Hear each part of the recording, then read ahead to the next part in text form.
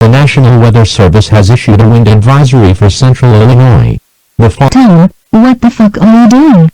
Shut the fuck up, Julie, you damn slut. Don't tell me what to do, you mean whore. Fuck off, go get AIDS or something. Let's go, Liam. You see, Dave, this crazy-ass biznatch won't leave me alone. I'm trying to tell people that there is a wind advisory, but this fucking bitch won't fuck off. Julie, leave him alone. Fine, I'll beat his ass later.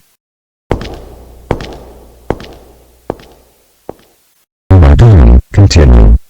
Anyways, the following counties that is in a wind advisory are DeWitt, Logan, Macon, McLean, Tazewell, and Piatt.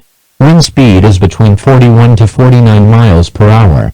If you are out driving, be careful driving on Interstate 39, Interstate 55, Interstate 74, Interstate 155, and U.S. Highway 51.